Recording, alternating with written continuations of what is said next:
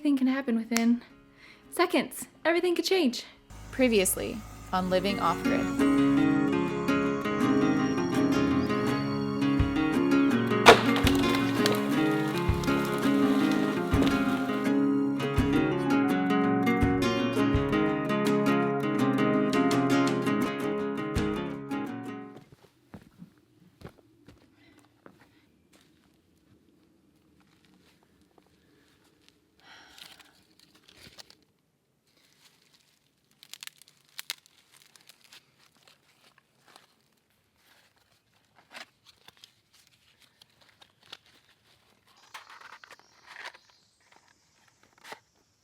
It's looking great.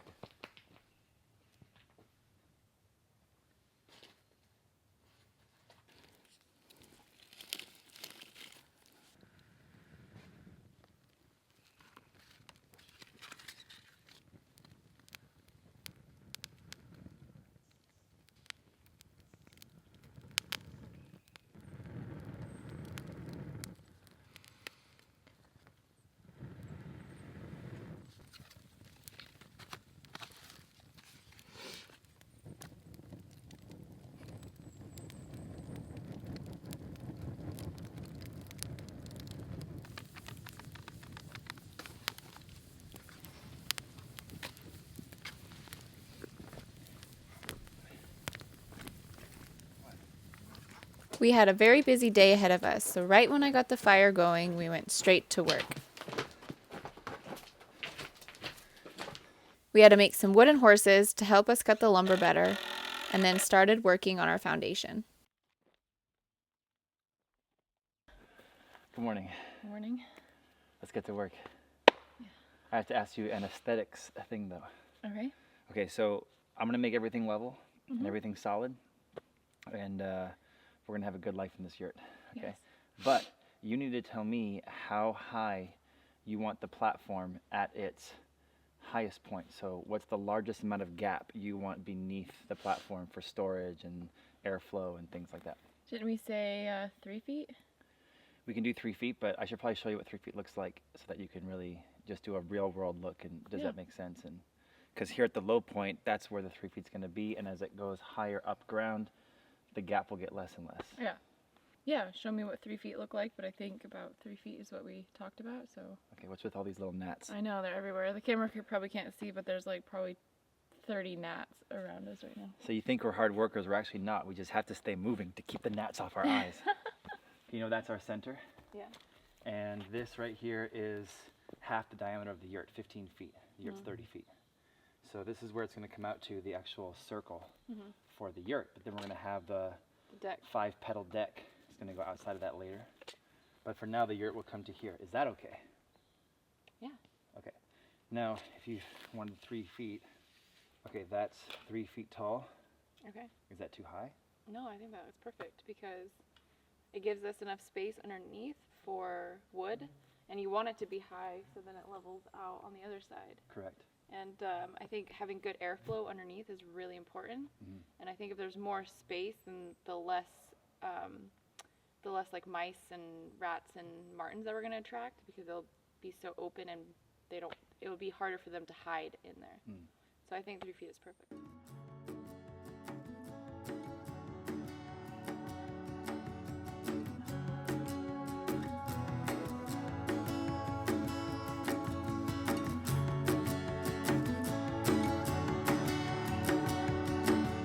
I took a little journey to the unknown.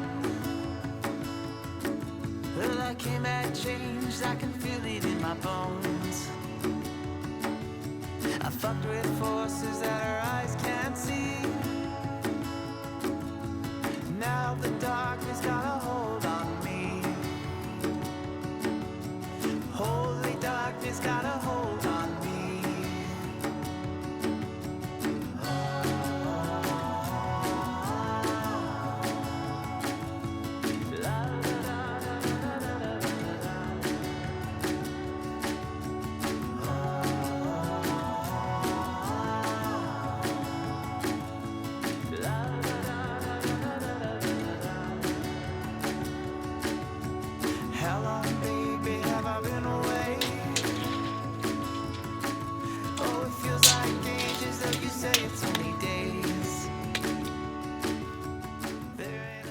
happens when you don't have a long enough tape measure.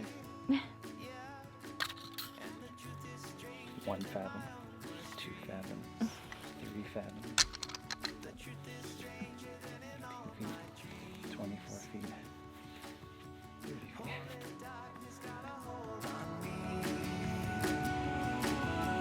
I've seen what the darkness does. Say goodbye to who I was. I ain't never been away so long. Don't look back, the days are gone. Follow me into the endless night. I can bring your fears to life. Show me yours and I'll show you mine. Meet me in the woods tonight.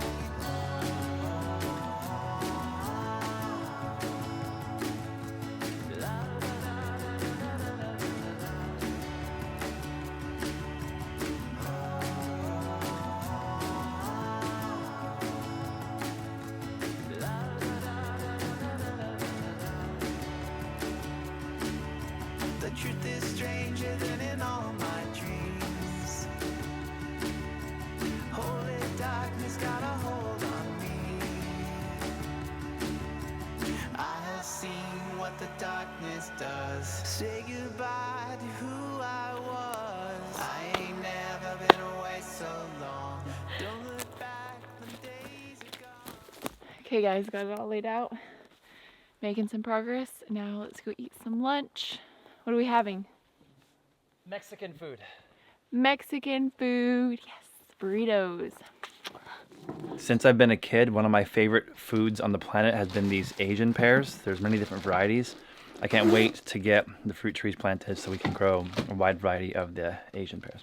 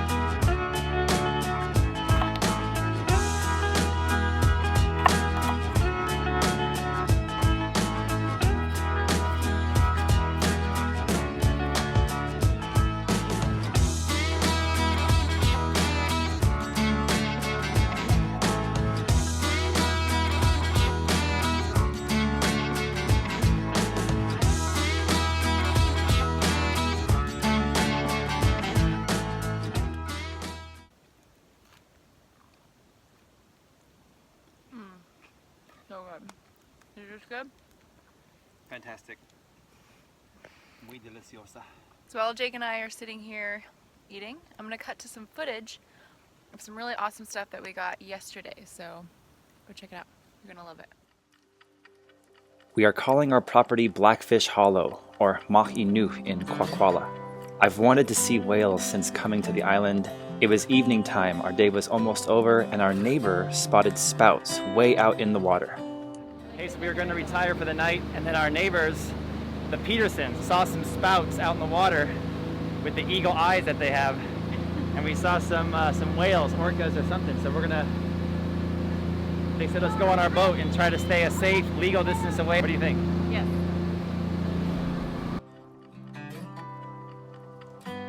I respect these incredible creatures so much, so we didn't want to get in the way of their swimming, hunting, migration, or pod. We stayed off to the side, probably more than 500 to 1,000 meters, and watched from a distance.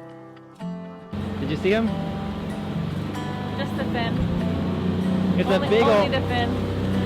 it's a big old orca dorsal fin. Yeah.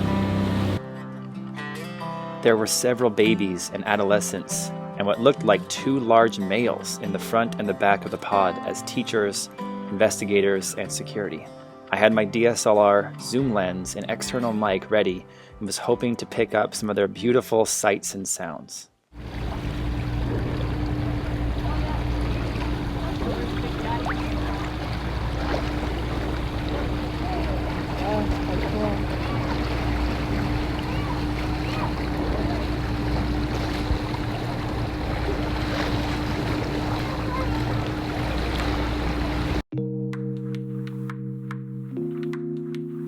positioned ourselves about 400 meters away from the pod near the Narrows and turned the engine off and just floated silently for about 20 or 30 minutes.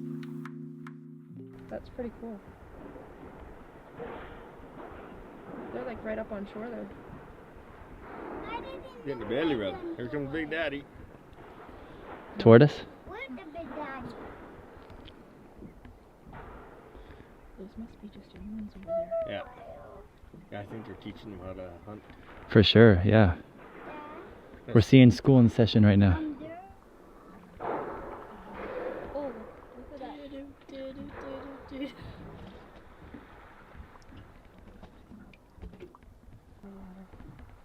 A little too short for that one.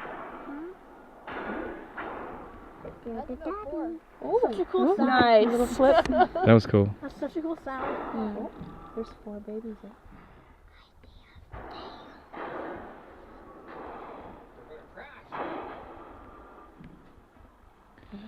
They're seriously cute, like super cute, like little ocean polar bears.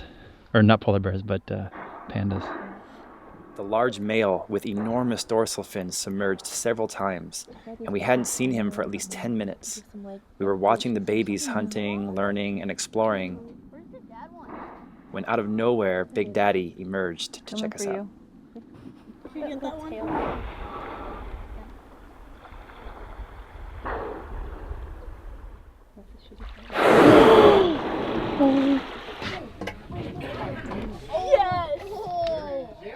Yeah.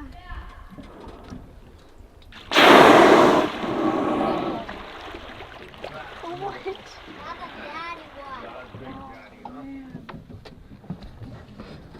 Maybe get down. Maybe get more shot. Maybe. Oh, he's still right there. He's right there.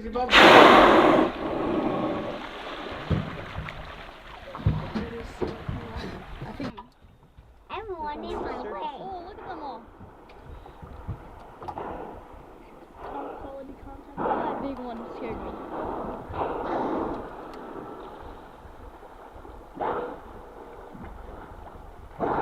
must be feeding there again, hey? Look at him die. Take a look. He's so close to the rock. Yeah, well, he rubs his belly on it, right? Yeah. Good old back scratch. Wow. The gold tail flip is absolutely amazing. That was awesome. That was so cool. Wow.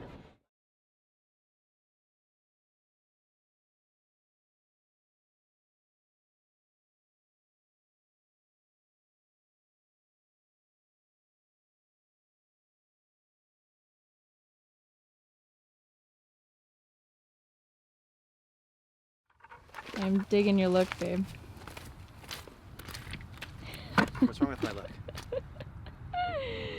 Your capris. Very cute. These are Chacos. They're the best amphibious hiking shoe. And these are Patagonia pants, which are designed to have snap just for such a water excursion. You're making it worse. Is it cold?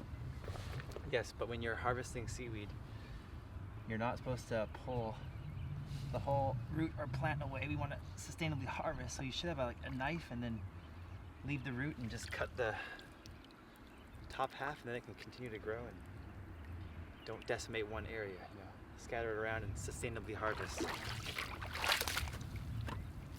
All right. And don't step on starfish. Yeah, watch your step. Jake and I took the afternoon off to collect some seaweed so we can use it for our raised beds and possibly make some nori sheets for when we make homemade sushi. Check this out, the popping kelp. Like all natural shipping bubbles that you would get in a package.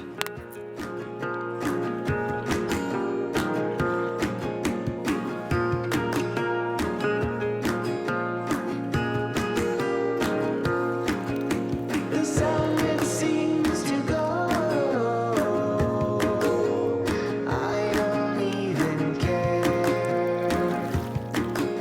The sound is a river that flows through your... It's on cam. Eat the whole bite and Take it like a beast over here. Come on.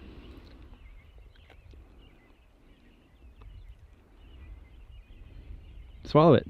Whoa. That's a weird texture. But if we dry it, it's amazing if you use it as chips. Yeah. Like instead of kale chips, seaweed chips, or powder it up or pulp it up and make our own nori sheets. Mm-hmm.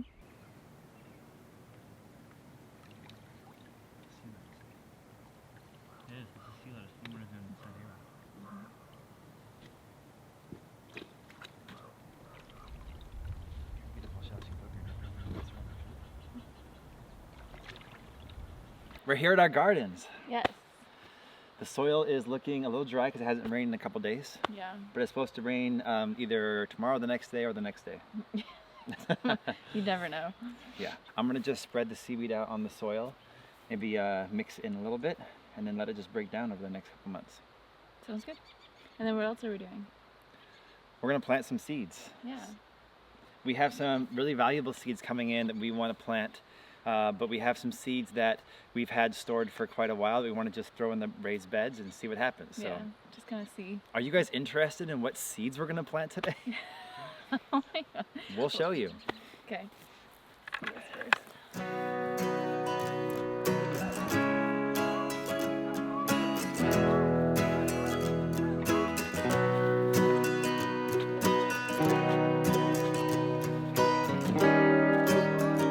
This red Russian kale's looking pretty good. How are your strawberries looking? They're looking good. Nice. Looks like they have some new growth in them. Yeah. The seaweed's not going to break down into the soil overnight, but we're looking for long-term sustainable soil health here. So a lot of the microbes will break down all the ocean minerals, and all those ocean minerals will be fed back into the plants that we'll be eating and growing in this garden. So already the kale's looking good that we just pruned up and gave some fresh soil to, and those mystery onions I found all over are still alive and doing pretty good. And with a good week of rain, everything in here will start to thrive, including the seeds we're going to plant in a few minutes.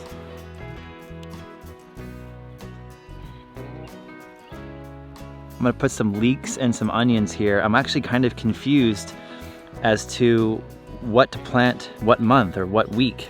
I'm a newbie here, so I've got a general idea. I know the zone, and I'm going to do some experimentation. So some onions, I have 2 different varieties of onions. I have this leek. I'm gonna throw them out now that it is almost April 1st and see if I can get these guys to produce a harvest within the next 100 days or so.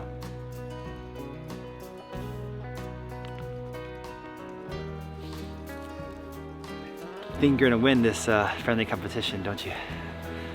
Maybe. I didn't see anybody in the comments. Not one person said Team Jake. Everybody said Team Nicole. I think a couple of people said Team Jake. They must have been pulling my leg or something. Just as long as we get an abundance of food, I think I'll be okay, but I'm gonna win. Oh my god. Comment below. Who's gonna win? I wanted to show you guys the chamomile. It almost looks like sand. Look at how small these little seeds are.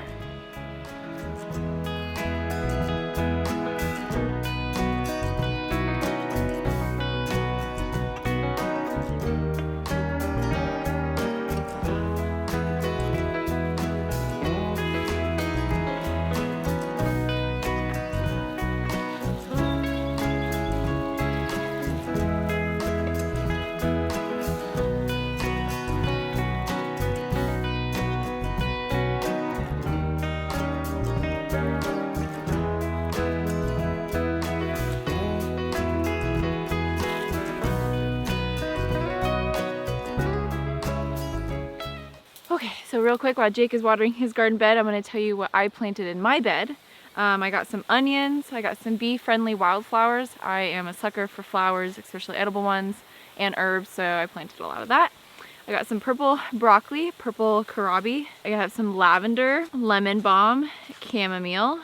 I have some orange Swiss chard, some lettuce, pink Swiss chard, and arugula, giant spinach, and Brussels sprouts. So we'll see how they turn out.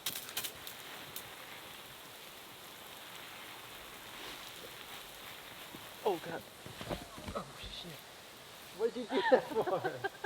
trying to win by me stepping on my soil. Wise guy. Up next on Living Off Grid. Okay, so I know what you're thinking.